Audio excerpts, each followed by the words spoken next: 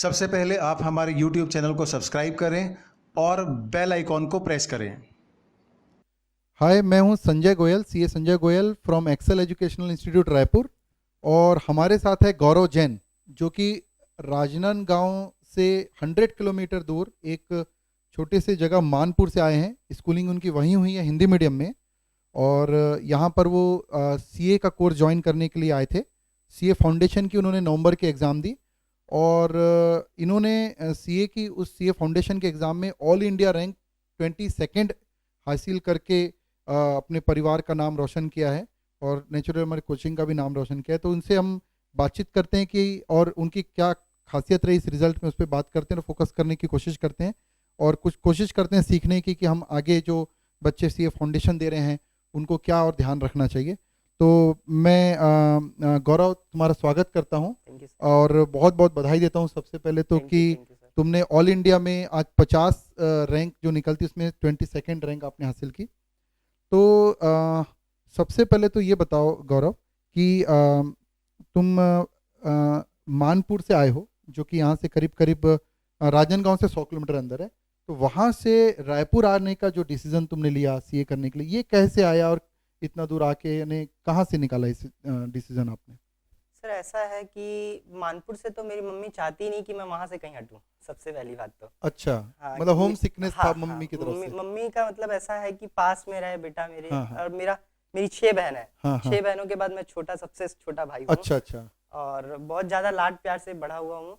और family condition भी इतना तो अफोर्डेबल है कि आराम से मेरे को अच्छे स्कूल में पढ़ा सकते अच्छा, थे। हाँ। ऐसा नहीं है कि जरूरी था कि मेरे को हिंदी मीडियम से। हाँ। फिर इस कारण ऐसा था कि मेरे फैमिली का इन्वायरमेंट भी अच्छा है, सब हाँ। है। लेकिन एक्सेल का अब ऐसा आया कि सर मतलब फेम इतना है एक्सेल का कि हाँ। कोई भी जिससे भी बात करो फ्रेंड से तो हम्म। उनसे सबसे ज्यादा यही मिलता था कि एक्सेल से कर लो, एक्सेल में अच्छे हैं, एक्सेल से अच्छा होगा, मतलब रैंक फ्रेंड लाते से हैं। आपको रेफरेंस हाँ, मिला कि यस हमको। सर। तो सीए करने का दिमाग कहाँ से आया? मतलब ठीक है, एक्सेल आपने ज्वाइन किया, हाँ, लेकिन सीए करना ये कैसे सोचा आपने? कहाँ से आपको इंस्पिरेशन मिली? सीए का इंस्पिरेशन तो ऐसा था सर, शुरू से मेरी जो सिस्टर्स थे वो मेरी दो जीजी वो बीकॉम वाले ही है, मतलब वो कॉमर्स फील्ड से ही है। हाँ, हाँ। उन्होंने हमेशा मेरे को यही बोला कि तू सीए कर। और मेरे जिया जी का भी बहुत बड़ा हाथ था, उन्होंने भी बोला एमबीए है वो। हाँ, तो हाँ। उन्होंने भी मेरे को बोला कि सीए कर तू। और उनके एक आध फ्रेंड भी यहाँ रहते हैं रायपुर में, तो उनसे उन्होंने कांटेक्ट किया तो वो बोले Excel is better than all other. तो जो छत्तीसगढ़ में है उस हिसाब से, और वैसे तो सेंट्रल की बेस्ट है मानता हूँ मैं तो। लेकिन तो इस हिसाब से सर अच्छा, एक्सेल मैंने तो select मतलब किया। परिवार वालों ने उत्साह दिया कि भाई सीए करो, यस सर। और वहाँ पे फ्रेंड से फीडबैक मिला। जैसा कि मैं गौरव का रिजल्ट देख पा रहा हूँ, इन्होंने अकाउंट्स में 92 मार्क्स हासिल किया है, जो कि बहुत बढ़िया मार्क्स है। अच्छा, मैं आपको एक खास चीज़ बताता हूँ इनके रिजल्ट के बारे में। ये 11-12 प्योर कॉमर्स के रहे हैं और उसके बाद 11-12 कॉमर्स के प्योर रहने के बाद मैथमेटिक्स पढ़ाई नहीं की, लेकिन उसके बाद मैथमेटिक्स में इनका नंबर जो आया है वो 87 मार्क्स है। 87 है तुम्हारा, है ना गौरव? तो ये बहुत ही अच्छा नंबर है। तो 87 मार्क्स प्योर कॉमर्स होने के बाद भी तुम्हारा आया है, तो ये कैसे किया ये कमाल आपने? ये एक मतलब क्योंकि बहुत सारे मैथ्स फेयरिंग स्टूडेंट रहते हैं तो उनके लिए बहुत इंपॉर्टेंट रहेगा तुम्हारा, ये कैसे क्या किया इसमें? ये सर कमाल तो ऐसा है कि शायद अगर हम सीधा मैथ्स पढ़ के हाँ, हाँ। डायरेक्टली अगर एग्जाम देते तो मैं नहीं सोचता कि शायद ये रिजल्ट जो आपके सामने वो रहता। हाँ, हाँ। वो टेस्ट का सबसे उसके पीछे का एक सबसे मेन रीजन बोले तो वो टेस्ट जो वीकली टेस्ट होता है एक्सेल में, उसका ही सर सबसे मेन कमाल तो वही था वो। क्योंकि शुरू में 1-2 बार इतना फियर था कि 1-2 बार तो फेल हो गए शुरू में।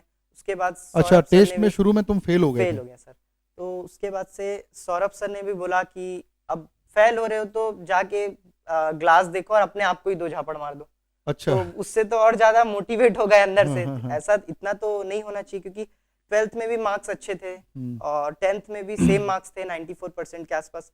लेकिन फिर अंदर से आया कि कुछ तो करना है मैथ्स में, तो एक्स्ट्रा एफर्ट बहुत ज्यादा मैथ्स में डाला सर। मतलब बड़ी बात दिया। है कि इन्होंने शुरू में टेस्ट जब दिया तो उसमें फेल हो गए और फिर वो इंस्पिरेशन वहां से मिली कि भाई मैं फेल कैसे हो रहा हूँ। सर से मिले, सर ने बताया कि भाई आप प्रैक्टिस करो, ध्यान दो, और फिर उन्होंने ग्रूमिंग किया।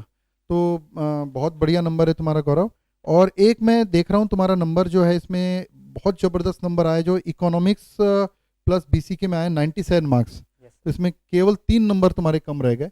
इसका मतलब ये नंबर ज़बरदस्त हैं। तो उसमें बिजनेस कम्युनिकेशन तो कहीं ना कहीं जो है वो थ्योरेटिकल था सब्जेक्ट Yes, sir. तुम्हारा।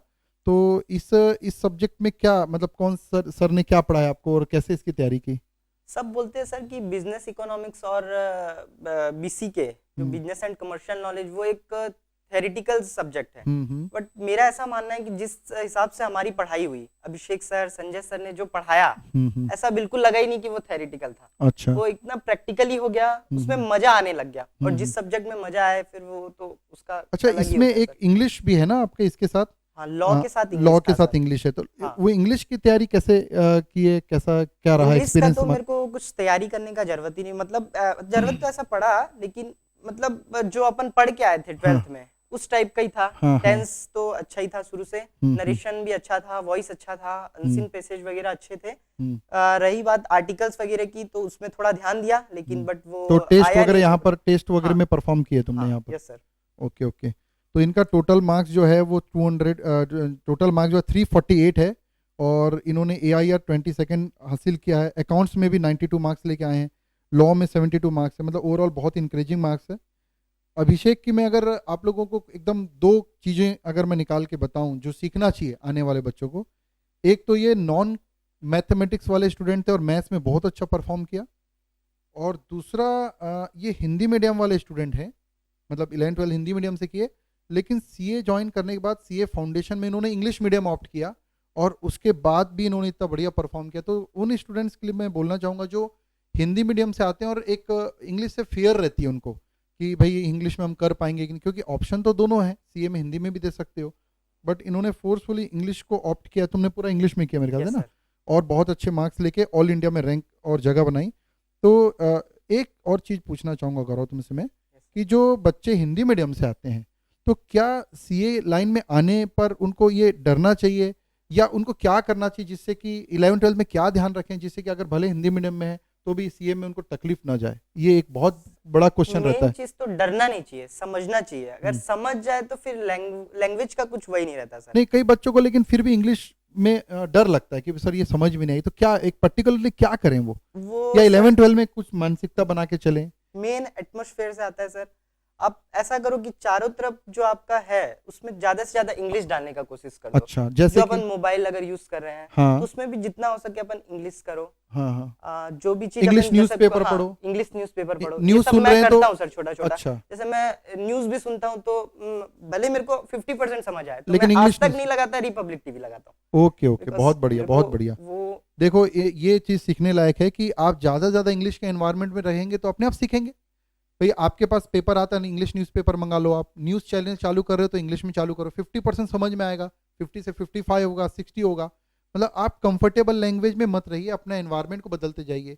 आप SMS कर रहे हैं तो प्योर इंग्लिश में करने की कोशिश कीजिए, उसको हिंदी में या अपन मिक्स लैंग्वेज यूज़ करते हैं उसके बजाय आप इंग्लिश में करने की कोशिश कीजिए, तो धीरे धीरे धीरे धीरे आपका इंग्लिश जो है वो इम्प्रूव हो जाएगा और आपको डर कम लगेगा। तो बहुत बहुत धन्यवाद गौरव हमारे साथ समय देने के लिए। क्लास थैंक यू बोलना चाहूंगा एक्सेल एजुकेशनल इंस्टीट्यूट को, क्योंकि ईयर 22 तो मेरे सामने लगा है, बट बहुत बड़ा हाथ तो हाँ, हाँ। संजय सर और बाकी यहाँ की सारे फैकल्टीज का रहा। तो और बहुत बहुत थैंक यू। हमारी एक शुभकामनाएं, और हम चाहते हैं कि आप CA इंटर में AIR 1 to 10 में जगह बनाएं, और CA फाइनल में भी AIR निकाले, और अभी से उस चीज़ के लिए भिड़ जाइए, लग जाइए, ताकि फिर से आपका इंटरव्यू लेना पड़े हमको, Yes, sir, है ना? sir. तो थैंक यू गौरव, Thank बहुत you, बहुत thank you, धन्यवाद sir. आपको। ओके।